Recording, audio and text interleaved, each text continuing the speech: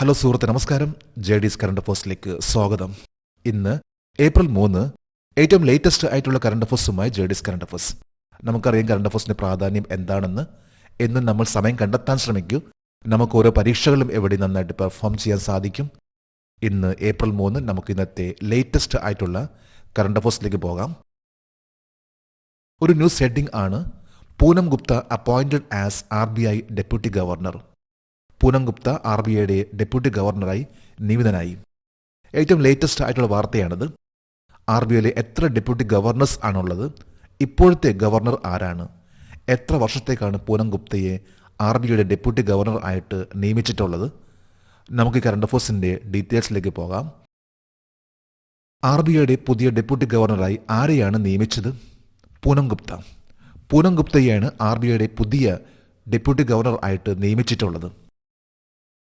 RBI deputy ഗവർണറായി പൂനം ഗുപ്ത എത്ര വർഷത്തേക്ക് നിയമിതനായി? 3 വർഷം. അടുത്തൊരു 3 വർഷത്തേക്കാണ് പൂനം ഗുപ്തയെ RBIയുടെ ഡെപ്യൂട്ടി ഗവർണർ ആയിട്ട് നിയമിച്ചിട്ടുള്ളത്. റിസർവ് ബാങ്ക് ഓഫ് ഇന്ത്യയിൽ എത്ര RBI ഡെപ്യൂട്ടി ഗവർണർമാരുണ്ട്? 4 ഡെപ്യൂട്ടി ഗവർണർമാർ. റിസർവ് ബാങ്ക് ഓഫ് ഇന്ത്യ, അതായത് RBIയിൽ 4 ഡെപ്യൂട്ടി ഗവർണേഴ്സ് ആണുള്ളത്. ഒരു ഗവർണർ പ്ലസ് 4 ഡെപ്യൂട്ടി ഗവർണേഴ്സ്. അതിൽ ഒരാളാണ് ഇപ്പോൾ ലേറ്റസ്റ്റ് ആയിട്ടുള്ള അപ്പോയിൻമെന്റ്, അതായത് പൂനം ഗുപ്ത RBIയുടെ പുതിയ ഡെപ്യൂട്ടി ഗവർണർ ആയിട്ട് നിയമിതനായിട്ടുള്ളത്. നിലവിലെ RBI ഗവർണർ ആരാണ്? സഞ്ജയ് മൽഹോത്ര. സഞ്ജയ് മൽഹോത്രയാണ് ഇപ്പോഴത്തെ ദി കറണ്ട് RBI ഗവർണർ. ഇതിനു മുമ്പ് ശക്തികാന്ത ദാസ് ആയിരുന്നു RBIയുടെ ഗവർണർ. എന്നാൽ ഈയടുത്താണ് RBI ഗവർണർ ആയിട്ട് സഞ്ജയ് മൽഹോത്ര ടേക്ക് ഓവർ ചെയ്തിട്ടുള്ളത്. ഏറ്റവും ലേറ്റസ്റ്റ് ആയിട്ടുള്ള അപ്പോയിൻമെന്റ് ആണ് പൂനം ഗുപ്ത RBIയുടെ ഡെപ്യൂട്ടി ഗവർണർ. ഒരു കറണ്ട് അഫേഴ്സിന്റെ ഹെഡിംഗ് ആണ്: India records the highest child adoptions in 12 years with 4515 cases. 12 വർഷത്തിനിടയിലെ ഏറ്റവും ഉയർന്ന കുട്ടികളെ ദത്തെടുക്കൽ കേസുകൾ ഇന്ത്യ രേഖപ്പെടുത്തി. 4515 കേസുകൾ. ഏറ്റവും ലേറ്റസ്റ്റ് ആയിട്ടുള്ള വാർത്തയാണ്. അതായത് 12 വർഷത്തിന് ശേഷം ഇത്രയും വലിയ ദത്തെടുക്കൽ നടന്നിട്ടുള്ള വർഷമായിരുന്നു കഴിഞ്ഞ ഫിനാൻഷ്യൽ ഇയറിലെ. നമുക്ക് കറണ്ട് അഫേഴ്സിന്റെ ഡീറ്റെയിൽസിലേക്ക് പോകാം. 2024-25 സാമ്പത്തിക വർഷത്തിൽ ഇന്ത്യയിൽ എത്ര കുട്ടികളെ ദത്തെടുക്കൽ രേഖപ്പെടുത്തിയിട്ടുണ്ട്? 4515 ദത്തെടുക്കൽ. നിരവധി പേരാണ് കുട്ടികൾ ദത്തെടുക്കാൻ വേണ്ടി ആഗ്രഹിക്കുന്നത്. ഇതനുസരിച്ച് 2024-25 കണക്കനുസരിച്ച് 4515 അഡോപ്ഷൻസ് ആണ്, അതായത് ദത്തെടുക്കൽ ആണ് നടന്നിട്ടുള്ളത്. ഇതിൽ ഏതാണ്ട് 565 ദത്തെടുക്കൽ ഇന്ത്യയിൽ നിന്ന് ഇന്റർനാഷണൽ ലെവലിലും നടന്നിട്ടുണ്ട്. 2025 ഏപ്രിൽ 2 കേന്ദ്രത്തിന്റെ പ്രസ്താവന പ്രകാരം എത്ര മാതാപിതാക്കൾ ദത്തെടുക്കലിനായി കാത്തിരിക്കുന്നു? ഓവർ 30,000. 30,000-ലധികം പാരൻസ് ആണ് ഇപ്പോഴും കുട്ടികളെ ആവശ്യമായിട്ട്, അതായത് ദത്തെടുക്കാൻ വേണ്ടി ആഗ്രഹിക്കുന്ന വ്യക്തികൾ. നിയമപ്രകാരമാണെങ്കിൽ ഇതിനുവേണ്ടി നമ്മൾ രജിസ്റ്റർ ചെയ്തേ പറ്റൂ. അതനുസരിച്ച് ഒരു കുട്ടിയെ ദത്തെടുക്കാൻ സാധിക്കുകയുള്ളൂ. ഈ കഴിഞ്ഞ ഫിനാൻഷ്യൽ ഇയറിൽ, അതായത് 12 വർഷത്തിനിടയിൽ ഏറ്റവും കൂടുതലായിട്ടുള്ള ദത്തെടുക്കൽ നടന്നിട്ടുള്ളത് ഈ കഴിഞ്ഞ വർഷം, കഴിഞ്ഞ ഫിനാൻഷ്യൽ ഇയറിലാണ്. 4515 കുട്ടികളെ. ഇന്ത്യയിൽ കുട്ടികളെ ദത്തെടുക്കുന്നതിന്റെ ചുമതല ഏത് അതോറിറ്റി ഏറ്റെടുക്കുന്നു? Central adoption resource authority, CARA. കാര എന്നറിയപ്പെടുന്ന സെൻട്രൽ അഡോപ്ഷൻ റിസോഴ്സ് അതോറിറ്റിയാണ് ഇന്ത്യയിലെ ചൈൽഡ് അഡോപ്ഷനുമായി ബന്ധപ്പെട്ട അതോറിറ്റി. ഇത് ministry of women and child development അണ്ടറിൽ വരുന്ന ഒരു ഓർഗനൈസേഷൻ ആണ്, ഒരു അതോറിറ്റിയാണത്. ഏത് ജുവനൈൽ ജസ്റ്റിസ് ആക്ട് പ്രകാരമാണ് ഇന്ത്യയിൽ കുട്ടികളെ ദത്തെടുക്കുന്നത്? ജുവനൈൽ ജസ്റ്റിസ് കുട്ടികളുടെ പരിചരണവും സംരക്ഷണവും നിയമം 2015 JJ ആക്ട്. 2015 JJ ആക്ട് പ്രകാരമാണ് കുട്ടികളെ ദത്തെടുക്കുന്ന ആ ഒരു അതോറിറ്റി ഉള്ളത്. ഒരു ന്യൂസ് ഹെഡിംഗ് ആണ്: Somanathan S. Iyer appointed as whole time member of IRDAI. Somanathan S. Iyer IRDAയുടെ മുഴുവൻ സമയ അംഗമായി നിയമിതനായി. എന്താണ് IRDAI? നമുക്ക് മിക്കവാറും എല്ലാവർക്കും അറിയാവുന്ന ഒന്നാണ് IRDAI എന്നാൽ എന്താണെന്ന്. സോമനാഥൻ S. അയ്യർ ആണ് ഇപ്പോൾ ലേറ്റസ്റ്റ് ആയിട്ടുള്ള അപ്പോയിൻമെന്റ് ആണ്. നമുക്ക് ഈ കറണ്ട് അഫേഴ്സിന്റെ ഡീറ്റെയിൽസിലേക്ക് പോകാം. Insurance regulatory and development authority of ഇന്ത്യയുടെ മുഴുവൻ സമയ അംഗമായി ആരെയാണ് നിയമിച്ചിരിക്കുന്നത്? സ്വാമിനാഥൻ എസ് അയ്യർ. ഏറ്റവും ലേറ്റസ്റ്റ് ആയിട്ട് insurance regulatory and development authority of India, അതായത് നമ്മുടെ ലൈഫ് LIC മുതൽ ഉള്ള മിക്കവാറും എല്ലാ പ്രൈവറ്റ് ഇൻഷുറൻസിനെ കൺട്രോൾ ചെയ്യുന്ന ഒരു അതോറിറ്റിയാണ് IRDAI, അതായത് insurance regulatory and development authority of India. ഇതിൽ ലേറ്റസ്റ്റ് ആയിട്ടുള്ള അപ്പോയിൻമെന്റ് ആണ് ഹോൾ ടൈം മെമ്പർ ലൈഫ് എന്ന രീതിയിൽ സ്വാമിനാഥൻ എസ് അയ്യർ അദ്ദേഹത്തെ നിയമിച്ചിട്ടുള്ളത്. ഇന്ത്യയുടെ ഇൻഷുറൻസ് റെഗുലേറ്ററി ആൻഡ് ഡെവലപ്മെന്റ് അതോറിറ്റിയിൽ സ്വാമിനാഥൻ എസ് അയ്യരുടെ പ്രധാന പങ്ക് എന്താണ്?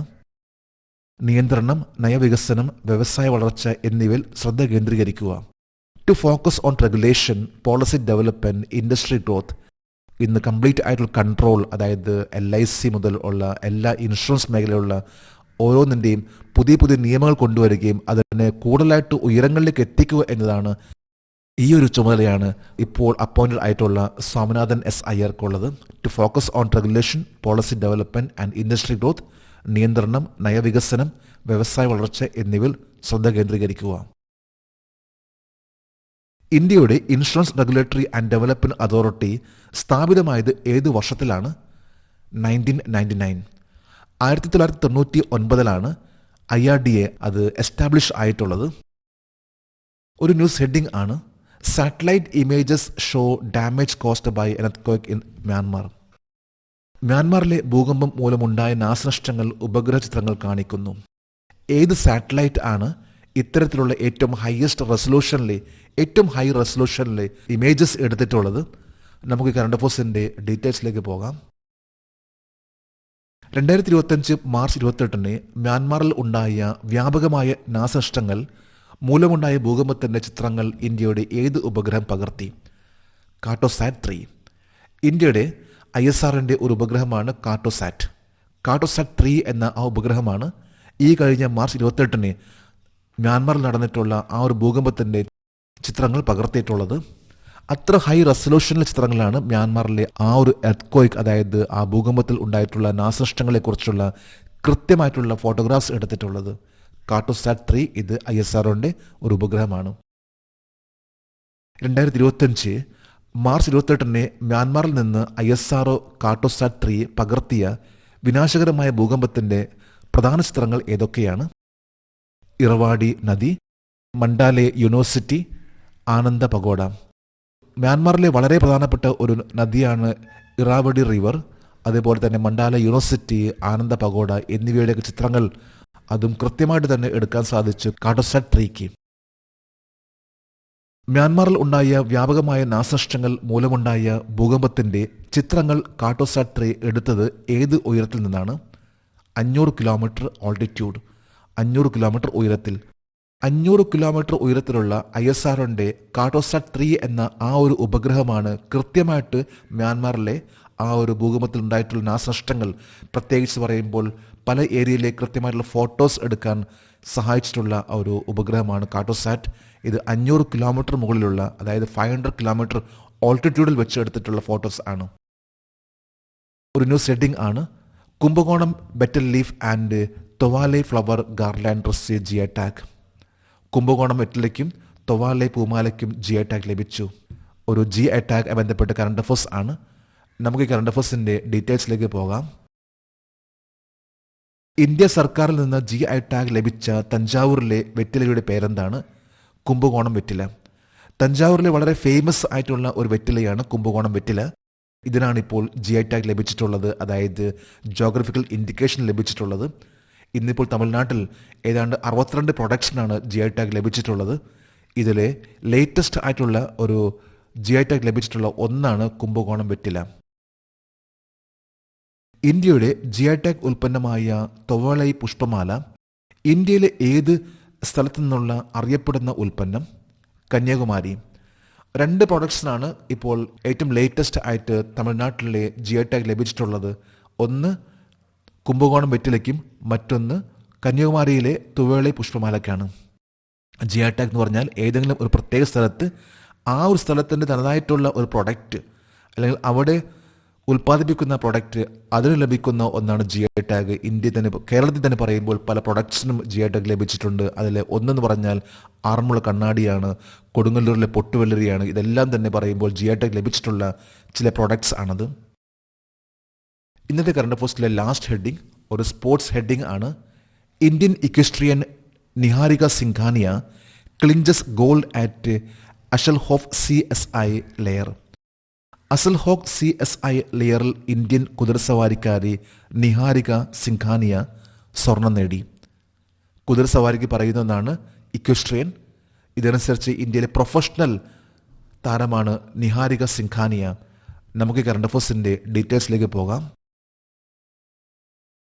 2025 പ്രശസ്തമായ അസൽഹോക്ക് CSI ലിയർ കുതിരസവാരി മത്സരത്തിൽ ഇന്ത്യയിൽ നിന്ന് ആരാണ് സ്വർണം നേടിയത്? നിഹാരിക സിംഘാനിയ. ഇന്ത്യയിലെ പ്രൊഫഷണൽ കുതിരസവാരിക്കാരിയാണ് നിഹാരിക സിംഘാനിയ. ഏറ്റവും ലേറ്റസ്റ്റ് ആയിട്ട് പറയുമ്പോൾ നടന്നിട്ടുള്ള അസൽഹോക്ക് CSI ലിയർ എന്ന കുതിരസവാരി മത്സരത്തിലാണ് ഇപ്പോൾ സ്വർണം കരസ്ഥമാക്കിയിട്ടുള്ളത്. 2025 അസൽഹോക്ക് CSI ലിയർ കുതിരസവാരി മത്സരം എവിടെയാണ് നടന്നത്? ബെൽജിയമിലാണ് ഈ ഒരു മത്സരം നടന്നിട്ടുള്ളത്. ആ മത്സരത്തിലാണ് നിഹാരിക സിംഘാനിയയ്ക്ക് ഈ ഒരു സ്വർണം കരസ്ഥമാക്കാൻ സാധിച്ചിട്ടുള്ളത്. നമ്മൾ ഓരോ സ്പോർട്സ് പേഴ്സന്റെ പേര്, അത് ഏത് ഈവൻ്റ് ആയി ബന്ധപ്പെട്ട സ്പോർട്സിലാണ് അവർ ഉള്ളത് എന്ന് നമ്മൾ ശ്രദ്ധിക്കേണ്ടതാണ്. കാരണം നമുക്ക് പറയുമ്പോൾ പെട്ടെന്ന് ചോദിക്കേണ്ട നിഹാർ സിംഘാനിയ ഏത് സ്പോർട്സ് ആയി ബന്ധപ്പെട്ട വ്യക്തി എന്ന് പറയുമ്പോൾ നമുക്ക് കൃത്യമായിട്ട് പറയാൻ സാധിക്കണം ഇക്വസ്ട്രിയൻ അല്ലെങ്കിൽ കുതിരസവാരി. ലോകത്തിലെ ഏറ്റവും പ്രശസ്തമായ കുതിരസവാരി മത്സരം ഏതാണ്? ജർമ്മനിയിലെ CHIO അച്ചൈൻ. ജർമ്മനിയിലെ CHIO അച്ചൈൻ എന്ന ആ ഒരു മത്സരമാണ് ലോകത്തിൽ തന്നെ പറയുമ്പോൾ ഏറ്റവും ഹയസ്റ്റ് ആയിട്ടുള്ള, ഏറ്റവും ടഫസ്റ്റ് ആയിട്ടുള്ള ഒരു കുതിരസവാരി മത്സരം. നമ്മളിന്ന് ഏറ്റവും ലേറ്റസ്റ്റ് ആയിട്ടുള്ള 19ഓളം കറണ്ട് അഫയേഴ്സ് ആണെന്ന് ഇവിടെ അപ്ഡേറ്റ് ചെയ്തിട്ടുള്ളത്. ജേഴ്സ് കറണ്ട് അഫയേഴ്സിന്റെ ഇന്നത്തെ ഈ വീഡിയോ കണ്ടിട്ട് ഇഷ്ടപ്പെട്ടെങ്കിൽ ഈ ചാനൽ സബ്സ്ക്രൈബ് ചെയ്യാനും ഷെയർ ചെയ്യാനും മറക്കരുത്. നമുക്ക് നാളെ വീണ്ടും പുതിയ കറണ്ട് അഫയേഴ്സുമായിട്ട് കാണാം. Thank you very much.